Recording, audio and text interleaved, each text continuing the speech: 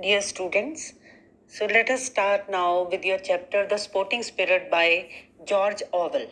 So, first of all, something about the writer. George Orwell, born in 1903 and he died in 1950, and he was an English writer. So, first of all, something about the essay, as we generally do in the class. So, I'm reading out from the introduction. In this essay, George Orwell takes an anti-sport standpoint.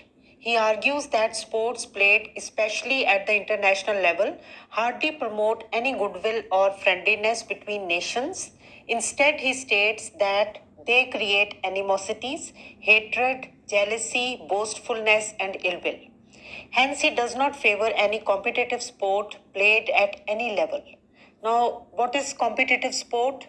When we hold sport competitions, then that is called competitive sport. As we all know, that matches are played between the countries, series of matches are played between the countries. Among many countries, the matches are played. So now, first of all, I hope you have your books open in front of you. Only then it will help. So first of all, uh, let me start with a definition of sporting spirit. So I have taken this definition from the net. So I'll be posting a screenshot of this definition also so that you may have more clarity. So sporting spirit is if you are ready to compete in a fair manner without favoring yourself or others unjustly and never giving up when things are hard, accepting defeat and victory without arrogance or bitterness, that is the sporting spirit. So the sporting spirit is playing sports in a fair manner. Okay? So spirit means bhavna, and sporting spirit means khed di bhavna.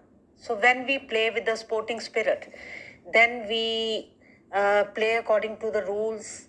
We play in a fair manner, and even the spectators of a sport, when they have sporting spirit, then they will clap even when the opponents are playing a good game. So this is called the sporting spirit. So now let us start with the chapter. So I am starting from the first paragraph. So as you must have gathered by now that the writer George Orwell, he is against the competitive sports. That is the matches played among the countries, the sports practiced at a competitive level among the different countries. So many times the matches are held, and it is said that they promote good relations between the countries. Now, in the whole essay, the writer says he puts across his points that are against this viewpoint. According to him, the sports, they never promote good relations between two countries. So that is what is mainly his point. So I hope things are clear up till this point. Are they? So if they are not, you can always rewind what I have been saying. So let me start now. First paragraph. Now that the brief visit of the Dynamo football team has come to an end, it is possible to say publicly what many thinking people were saying privately before the Dynamos ever arrived. So he has started with a reference to the Russian football team that had come to England to play a series of football matches. So Dynamo football team is the official team of Russia, and it had come to England to play a series of matches, and naturally these competitions were being held in order to promote friendship between Russia and England. And he has said this word brief visit. Brief visit means a visit of a short duration. So it means the Dynamos did not complete, they did not finish their tour, and they went back leaving the matches midway. So now let me start. So in the first paragraph, what he will say is that though the team of Russia was invited to play a series of friendly matches, but something cropped up, some unpleasantness took place, and the football team of Russia went back without completing the series of the football matches.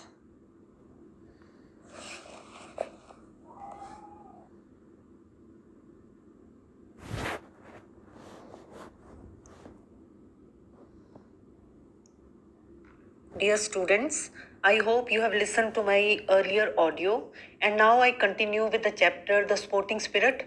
We are still at the first paragraph, and in the first paragraph, what he means to say is he talks about the visit of the Dynamo football team.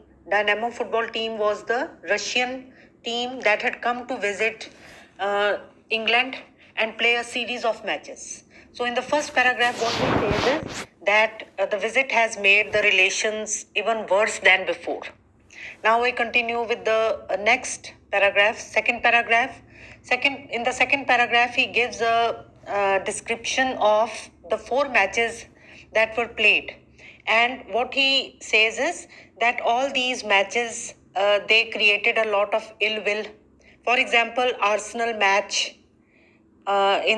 he speaks about the Arsenal match. So Arsenal is the name of a football club in England, and the match was named after that club. So in that match, what happened? One British and Russian player, they started physically assaulting each other. They came to blows. They bet up each other, and even the crowd behaved in a very irresponsible manner. They booed the referee. Then he speaks about the Glasgow match. Glasgow match was a free for all from the start. So Glasgow is again a name of a place where in England, in Scotland precisely, where this match was held, and the match was a free for all from the start. Free for all means it was a tamasha, and it was a match where no rules were being followed. So he speaks about these matches where there was a lot of unpleasantness, a lot of ill will was created between the two countries because of these matches. So what they had hoped to achieve, the two countries had hoped to achieve amicable relations, good relations, but the result has been the opposite. And then he speaks about the controversy that arose, ਜਿਹੜਾ ਵਿਵਾਦ ਉਤਪਨ ਹੋਇਆ ਉਸ visit ਦੇ ਦੌਰਾਨ. So what was that controversy? That the Russian team alleged that England had put up their best team, and Russia had brought their second best team. So league team is the second best team. You may say that league team is simply the players are from different clubs, and it consists of not the best players of the nation, whereas the national team has the best players. So this controversy broke out, and it further soured the relations between the two countries. Or खराब हो गए, और खट्टे हो गए relations. So in this second paragraph, he speaks largely about this. Yeah, and what he has proved that what he has proved is that the relations became worse than before. So I hope you have understood this paragraph. And now in the third paragraph also, he speaks about the same thing. He says that how could it be otherwise? It means that when we play sports at international level, they are bound to make relations worse between the countries. So now I move on to the next paragraph, that is, nearly all the sports practiced nowadays are competitive. So I hope you have your books open in front of you. Otherwise, it won't do you any good. So now I start with the next paragraph. Nearly all the sports practiced nowadays are competitive. Competitive means that there is always a competition when we play games. You play to win. So there is no other aim except to win. When there are matches between two countries, then the only goal is to win. And the game has little meaning unless you do your utmost to win. Utmost means maximum. On the village green, where you pick up sides and no feeling of local patriotism is involved, it is possible to play simply for the fun and exercise. So now he speaks about the village green.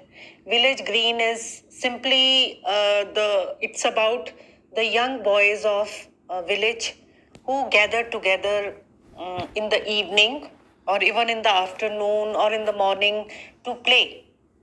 And when they come to the green field or the playground, they just pick up their sides. They pick up their sides means that if they come early, then they are in team A. And if they come in late, for example, they will be in team B. So there is no fixed team. And then they play a match, and it is just for fun.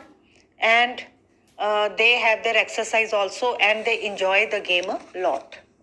But imagine if one village is to be pitted against another village, then it will be a competition, and then you will feel that the prestige of your village depends on your playing well.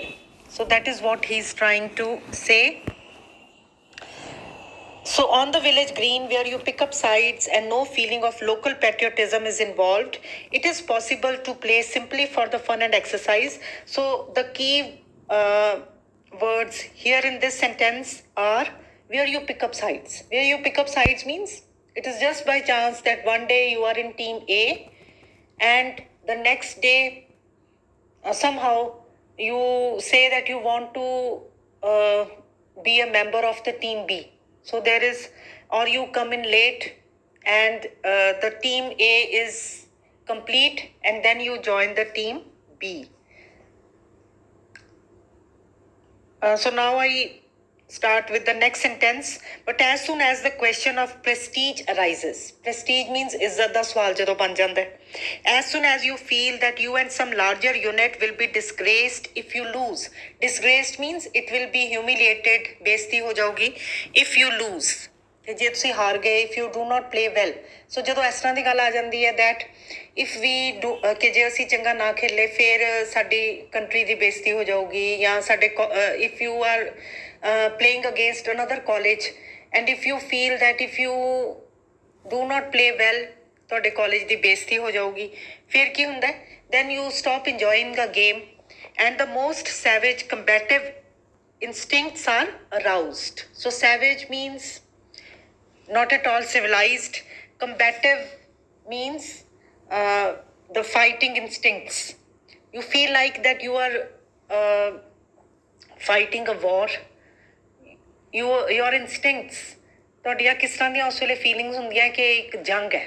Okay, so this is you when you feel that on your playing the game depends the prestige of your unit. ਕੋਈ ਵੀ ਹੋ ਸਕਦਾ college ਹੋ ਸਕਦਾ ਤੁਹਾਡਾ ਸ਼ਹਿਰ ਹੋ ਸਕਦਾ ਜੇ ਤੁਸੀਂ ਸਪੋਜ਼ ਟਾਂਡਾ ਮੈਚ ਖੇਲ ਰਹੇ ਮੁਕੇਰੀਆਂ ਦੇ ਨਾਲ ਫਿਰ Okay, so anyhow, but the significant thing is not the behavior of the players, but the attitude of the spectators. Significant means important. So when an international match is played or when any competitive sports are being performed, then what happens? Then even the attitude of the spectators is very bad. They behave in a very ugly manner. And behind the spectators of the nations who work themselves into furies over these absurd contests. So absurd are betuke. Contests are the competitions. So according to him, these competitions are senseless. They are absurd. And the nations become very excited when these competitions are held. So you might agree with this when we remember the excitement and the zeal with which we send our cricket teams to other countries to play matches. So just imagine, just try to remember how excited we are. Even the Prime Minister of our country, he sends his best wishes. So when he sends his best wishes to a team, then can you imagine what happens? A lot of pressure builds up on the minds of the players because they think that the head of the nation is expecting something from them. Yeah, and then they become very pressure. They are under great pressure, and they are pressurized to perform very well in the match, and that takes all the fun away from the game. And serious, and when we believe that at any rate for short periods, that running, jumping, and kicking a ball are tests of national virtue. So when we think that if we are good at a certain game, then only our country is good. Okay, so this kind of feeling, it gives rise to a lot of pressure in the players, and even the spectators behave in a very wild manner. So now I move to the next paragraph. Even a leisurely game like cricket, demanding grace rather than strength, can cause much ill will, as we saw in the controversy over bodyline bowling and over the rough tactics of the Australian team that visited England in 1921. So, in this paragraph, he speaks about cricket, which is a leisurely game. Leisurely game means it is not a vigorous game. बड़े आराम नाल चलदी है. When we watch cricket, then the players are also taking their time, and it is not as vigorous and fast as football and hockey are. So then the question of physical injury should not arise, because when we are playing football, then the players, they may hit each other, या हो सकता उन्हों दी टक्कर हो जाए and then they fall down, but such kind of play is not possible in cricket. So now I make an end here. Just try to listen to my audio very carefully and just try to understand it. So